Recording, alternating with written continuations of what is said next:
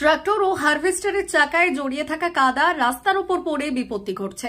একই দিনে রাস্তার উপরে পড়ে থাকা কাদায় পিছলে দুর্ঘটনার কবলে পড়লেন দুজন মোটর বাইক আরোহী। ঘটনাটি ঘটেছে পশ্চিম মেদিনীপুর জেলার কেশিয়ারি থানা এলাকায়।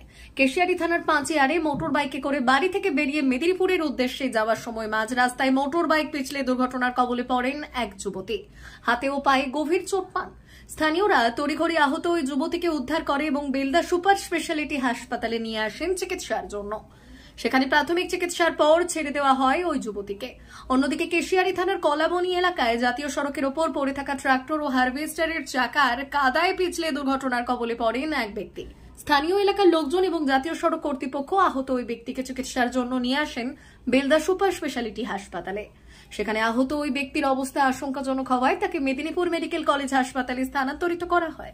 রাস্তার উপর জমা কাদায় দুর্ঘটনার সংখ্যা দিন দিন বেড়েই চলেছে, যার কারণে চরম ভোগান্তির শিকার হচ্ছেন সাধারণ মানুষ থেকে শুরু করে পথ চলতি মোটর বাইক আরোহী ও বড় গাড়ি ও ছোট গাড়ির চালকেরা। আসছিল রাস্তায় এত পরিমাণে কাদা যে সাইকেল কি বাইক কি সাইকেল চালানো কষ্টকর হয়ে যাচ্ছে। কাদা স্লিপ করে গেছে, পড়ে গেছে, এখন কি করবে না। কোথায় পড়েছে? পাঁচিয়ার। কি নিয়ে বেরিয়েছিল? স্কুটি নিয়ে বেরিয়েছিল। দিয়ে কিভাবে পড়লো? চাকা স্লিপ করে গেছে। স্কুটির তো চাকা ছোট চাকা। যাচ্ছিল কোথায়? যাচ্ছিল মেদিনীপুর যাবে বলে বেরিয়েছিল। এই কাদা পরিষ্কার কিভাবে আপনারা কোনো উদ্যোগ নিয়েছিলেন?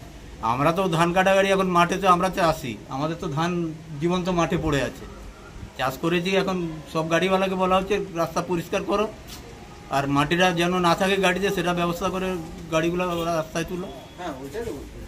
কি নাম আপনার? আমার নাম অসিত দাস। কে আহত হয়েছেন আপনার? আমার ভাইজি, বর্দার মেয়ে। ধানের গাড়িগুলো যাচ্ছে না, রাস্তাটা কাদো হয়ে গেছে, সেখানে পাল্টে খেয়ে পড়ে গেছে মেয়েটা। কোথায় যাচ্ছিল? কোথায় যাচ্ছিল? মেদিনীপুর ডিউটি আছে। ভারত সরকারের এনসিভিটি ও পশ্চিমবঙ্গ সরকারের WBSCVT অ্যান্ড DIT অনুমোদিত 10 গ্রাম অনুরণ প্রাইভেট ITI। আপনি কি কারিগরি শিক্ষায় বিশেষ প্রশিক্ষণ নিতে চান? কারিগরি শিক্ষার একমাত্র বিশ্বস্ত প্রতিষ্ঠান 10 গ্রাম অনুরণ প্রাইভেট ITI, 10 গ্রাম, সবং, পশ্চিম মেদিনীপুর। আমাদের এখানে ইলেকট্রিশিয়ান, ফিটার, সার্ভেয়ার এবং হেলথ স্যানিটারি ইন্সপেক্টরের কোর্স যত্ন সহকারে করানো হয়। ভর্তি চলছে।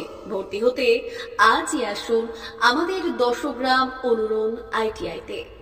মাত্র 2 বছরে ইলেকট্রিশিয়ান, ফিটার, সার্ভেয়ার এবং 1 বছরে হেলথ স্যানিটারি ইন্সপেক্টর কোর্স করানো হয়। এখানে প্রশিক্ষণ শেষে পেয়ে যাবেন 100% জব গ্যারান্টি।